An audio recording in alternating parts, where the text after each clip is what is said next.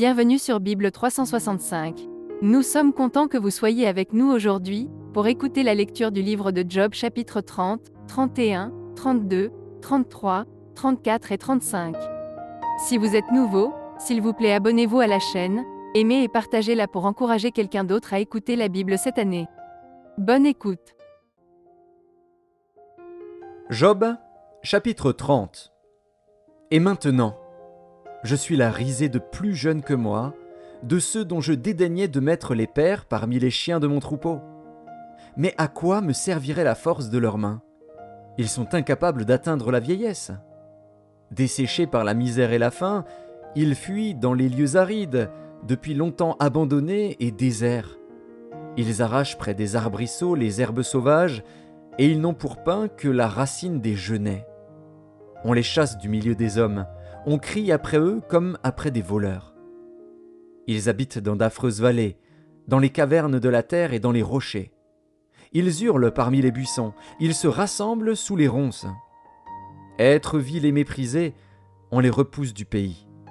Et maintenant, je suis l'objet de leurs chansons, je suis en butte à leurs propos.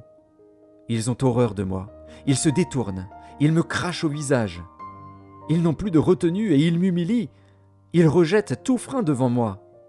Ces misérables se lèvent à ma droite et me poussent les pieds. Ils se frayent contre moi des sentiers pour ma ruine. Ils détruisent mon propre sentier et travaillent à ma perte, eux à qui personne ne viendrait en aide. Ils arrivent comme par une large brèche, ils se précipitent sous les craquements. Les terreurs m'assiègent.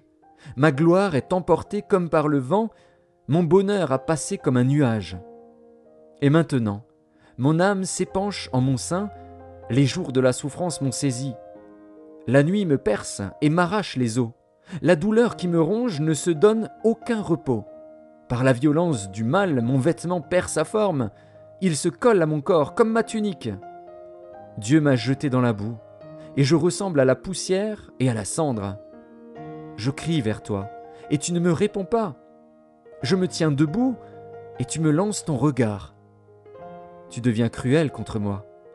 Tu me combats avec la force de ta main. Tu me soulèves, tu me fais voler au-dessus du vent, et tu m'anéantis au bruit de la tempête. Car, je le sais, tu me mènes à la mort, au rendez-vous de tous les vivants. Mais celui qui va périr n'étend-il pas les mains ? Celui qui est dans le malheur n'implore-t-il pas du secours ? N'avais-je pas des larmes pour l'infortuné ? Mon cœur n'avait-il pas pitié de l'indigent ? J'attendais le bonheur, et le malheur est arrivé. J'espérais la lumière, et les ténèbres sont venues. Mes entrailles bouillonnent sans relâche, les jours de la calamité m'ont surpris. Je marche noirci, mais non par le soleil. Je me lève en pleine assemblée, et je crie. Je suis devenu le frère des chacals, le compagnon des autruches. Ma peau noircit et tombe. Mes os brûlent et se dessèchent. Ma harpe n'est plus qu'un instrument de deuil, et mon chalumeau ne peut rendre que des sons plaintifs. Job, chapitre 31. J'avais fait un pacte avec mes yeux, et je n'aurais pas arrêté mes regards sur une vierge. Quelle part Dieu m'eût-il réservé d'en haut ? Quel héritage le Tout-Puissant m'eût-il envoyé des cieux ? La ruine n'est-elle pas pour le méchant, et le malheur pour ceux qui commettent l'iniquité ? Dieu n'a-t-il pas connu mes voies ? N'a-t-il pas compté tous mes pas ?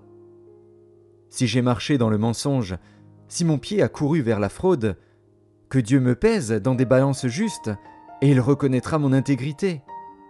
Si mon pas s'est détourné du droit chemin, si mon cœur a suivi mes yeux, si quelque souillure s'est attachée à mes mains, que je sème et qu'un autre moissonne, et que mes rejetons soient déracinés. Si mon cœur a été séduit par une femme, si j'ai fait le guet à la porte de mon prochain, que ma femme tourne la meule pour un autre, et que d'autres la déshonorent.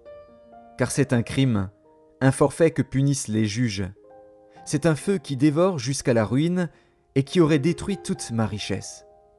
Si j'ai méprisé le droit de mon serviteur ou de ma servante, lorsqu'ils étaient en contestation avec moi, qu'ai-je à faire quand Dieu se lève ? Qu'ai-je à répondre quand il châtie ? Celui qui m'a créé dans le ventre de ma mère ne l'a-t-il pas créé ? Le même Dieu ne nous a-t-il pas formés dans le sein maternel? Si j'ai refusé aux pauvres ce qu'ils demandaient, si j'ai fait languir les yeux de la veuve, si j'ai mangé seul mon pain, sans que l'orphelin en ait eu sa part, moi qui l'ai dès ma jeunesse élevé comme un père, moi qui dès ma naissance ai soutenu la veuve, si j'ai vu le malheureux manquer de vêtements, l'indigent n'avoir point de couverture, sans que ses reins m'aient béni, sans qu'il ait été réchauffé par la toison de mes agneaux, si j'ai levé la main contre l'orphelin, parce que je me sentais un appui dans les juges, que mon épaule se détache de sa jointure, que mon bras tombe et qu'il se brise. Car les châtiments de Dieu m'épouvantent, et je ne puis rien devant sa majesté. Si j'ai mis dans l'or ma confiance, si j'ai dit alors, tu es mon espoir, si je me suis réjoui de la grandeur de mes biens, de la quantité des richesses que j'avais acquises, si j'ai regardé le soleil quand il brillait, la lune quand elle s'avançait majestueuse, et si mon cœur s'est laissé séduire en secret, si ma main s'est portée sur ma bouche, c'est encore un crime que doivent punir les juges, et j'aurais renié le Dieu d'en haut.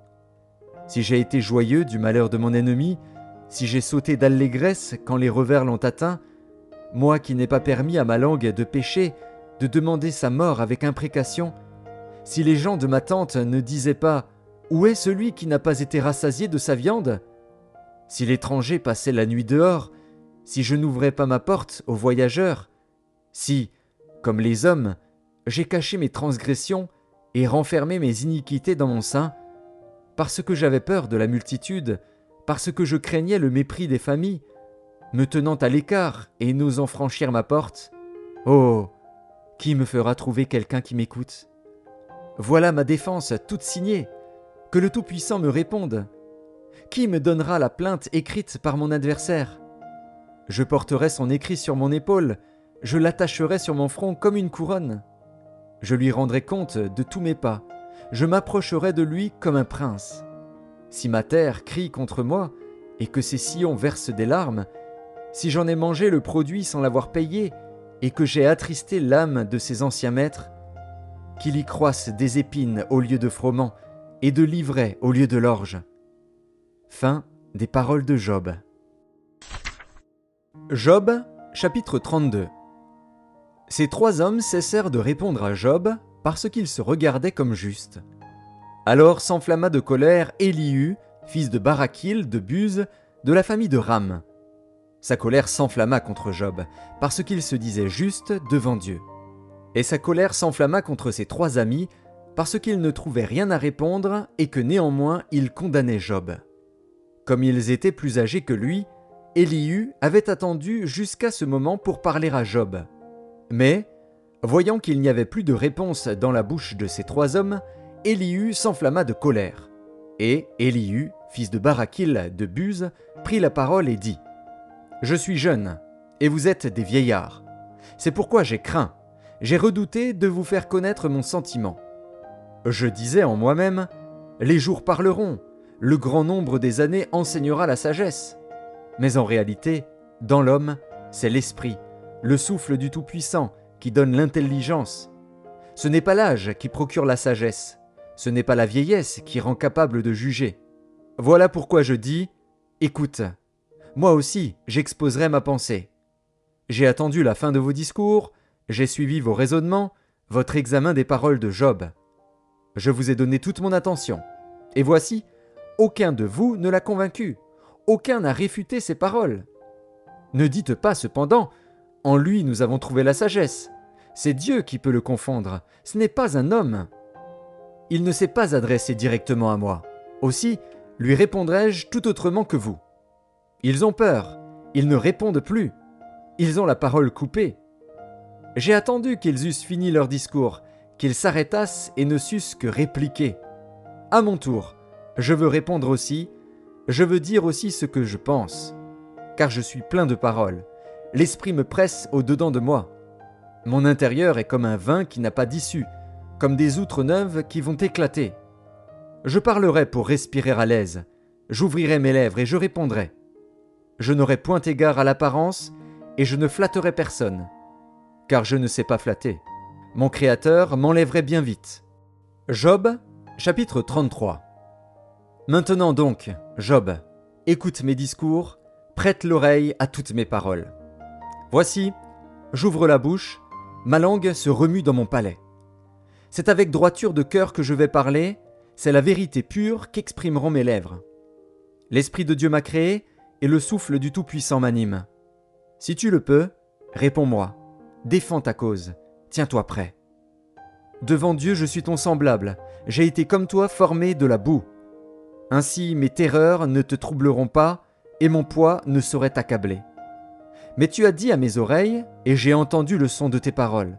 Je suis pur, je suis sans péché, je suis net, il n'y a point en moi d'iniquité.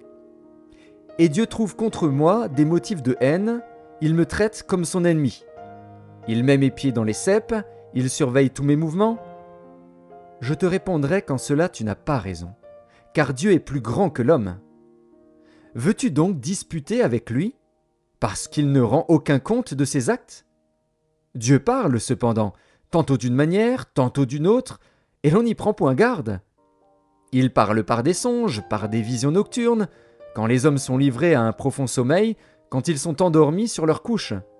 Alors il leur donne des avertissements et met le sceau à ses instructions, afin de détourner l'homme du mal et de le préserver de l'orgueil, afin de garantir son âme de la fosse et sa vie des coups du glaive. Par la douleur aussi, l'homme est repris sur sa couche, quand une lutte continue vient agiter ses os. Alors il prend en dégoût le pain, même les aliments les plus exquis. Sa chair se consume et disparaît, ses os qu'on ne voyait pas sont mis à nu. Son âme s'approche de la fosse, et sa vie des messagers de la mort. Mais s'il se trouve pour lui un ange intercesseur, un d'entre les 1000 qui annonce à l'homme la voie qu'il doit suivre, Dieu a compassion de lui et dit à l'ange, « Délivre-le, afin qu'il ne descende pas dans la fosse. J'ai trouvé une rançon. » Et sa chair a plus de fraîcheur qu'au premier âge. Il revient au jour de sa jeunesse. Il adresse à Dieu sa prière, et Dieu lui est propice, lui laisse voir sa face avec joie, et lui rend son innocence. Il chante devant les hommes et dit « J'ai péché, j'ai violé la justice, et je n'ai pas été puni comme je le méritais. Dieu a délivré mon âme pour qu'elle n'entrât pas dans la fosse, et ma vie s'épanouit à la lumière. Voilà tout ce que Dieu fait, 2 fois, 3 fois, avec l'homme, pour ramener son âme de la fosse, pour l'éclairer de la lumière des vivants. Sois attentif, Job, écoute-moi, tais-toi, et je parlerai. Si tu as quelque chose à dire, réponds-moi, parle, car je voudrais te donner raison. Si tu n'as rien à dire, écoute-moi, tais-toi, et je t'enseignerai la sagesse. » Job, chapitre 34. Élihu reprit et dit : « Sages, écoutez mes discours. Vous qui êtes intelligents, prêtez-moi l'oreille. Car l'oreille discerne les paroles, comme le palais savoure les aliments. Choisissons ce qui est juste, voyons entre nous ce qui est bon. Job dit : Je suis innocent, et Dieu me refuse justice. J'ai raison, et je passe pour menteur. Ma plaie est douloureuse, et je suis sans péché. Y a-t-il un homme semblable à Job, buvant la raillerie comme l'eau, marchant en société de ceux qui font le mal, cheminant de pair avec les impies ? Car il a dit : Il est inutile à l'homme de mettre son plaisir en Dieu. Écoutez-moi donc, homme de sens. Loin de Dieu l'injustice, loin du Tout-Puissant l'iniquité. Il rend à l'homme selon ses œuvres, il rétribue chacun selon ses voies. Non, certes, Dieu ne commet pas l'iniquité, le Tout-Puissant ne viole pas la justice. Qui l'a chargé de gouverner la terre ? Qui a confié l'univers à ses soins ? S'il ne pensait qu'à lui-même, s'il retirait à lui son esprit et son souffle, toute chair périrait soudain, et l'homme rentrerait dans la poussière. Si tu as de l'intelligence, écoute ceci, prête l'oreille au son de mes paroles. Un ennemi de la justice régnerait-il ? Et condamneras-tu le juste, le puissant, qui proclame la méchanceté des rois et l'iniquité des princes, qui n'a point égard à l'apparence des grands et ne distingue pas le riche du pauvre, parce que tous sont l'ouvrage de ses mains ? En un instant, ils perdent la vie. Au milieu de la nuit, un peuple chancelle et périt. Le puissant disparaît, sans la main d'aucun homme. Car Dieu voit la conduite de tous. Il a les regards sur les pas de chacun. Il n'y a ni ténèbres, ni ombre de la mort, où puissent se cacher ceux qui commettent l'iniquité. Dieu n'a pas besoin d'observer longtemps pour qu'un homme entre en jugement avec lui. Il brise les grands sans information et il met d'autres à leur place, car il connaît leurs œuvres. Il les renverse de nuit et ils sont écrasés. Il les frappe comme des impies à la face de tous les regards. En se détournant de lui, en abandonnant toutes ses voies, ils ont fait monter à Dieu le cri du pauvre. Ils l'ont rendu attentif au cri des malheureux. S'il donne le repos, qui répandra le trouble? S'il cache sa face, qui pourra le voir? Il traite à l'égal soit une nation, soit un homme, afin que l'impie ne domine plus, et qu'il ne soit plus un piège pour le peuple. Car a-t-il jamais dit à Dieu, « J'ai été châtié, je ne pécherai plus. Montre-moi ce que je ne vois pas. Si j'ai commis des injustices, je n'en commettrai plus. » Est-ce d'après toi que Dieu rendra la justice? C'est toi qui rejettes, qui choisis, mais non pas moi. Ce que tu sais, dis-le donc. Les hommes de sens seront de mon avis. Le sage qui m'écoute pensera comme moi. Job parle sans intelligence, et ses discours manquent de raison. Qu'il continue donc à être éprouvé, puisqu'il répond comme font les méchants. Car il ajoute à ses fautes de nouveaux péchés. Il bat des mains au milieu de nous, il multiplie ses paroles contre Dieu. Job, chapitre 35. Élihu reprit et dit : Imagines-tu avoir raison? Penses-tu te justifier devant Dieu quand tu dis : Que me sert-il? Que me revient-il de ne pas pécher? C'est à toi que je vais répondre, et à tes amis en même temps. Considère les cieux et regarde. Vois les nuées, comme elles sont au-dessus de toi. Si tu pèches, quel tort lui causes-tu? Et quand tes péchés se multiplient, que lui fais-tu? Si tu es juste, que lui donnes-tu? Que reçoit-il de ta main? Ta méchanceté ne peut nuire qu'à ton semblable, ta justice n'est utile qu'au Fils de l'homme. On crie contre la multitude des oppresseurs, on se plaint de la violence d'un grand nombre. Mais nul ne dit : Où est Dieu, mon Créateur, qui inspire des chants d'allégresse pendant la nuit, qui nous instruit plus que les bêtes de la terre, et nous donne l'intelligence plus qu'aux oiseaux du ciel? On a beau crier alors, Dieu ne répond pas, à cause de l'orgueil des méchants. C'est en vain que l'on crie. Dieu n'écoute pas. Le Tout-Puissant n'y a point égard. Bien que tu dises que tu ne le vois pas, ta cause est devant lui. Attends-le. Mais, parce que sa colère ne sévit point encore, ce n'est pas à dire qu'il ait peu souci du crime. Ainsi Job ouvre vainement la bouche, il multiplie les paroles sans intelligence.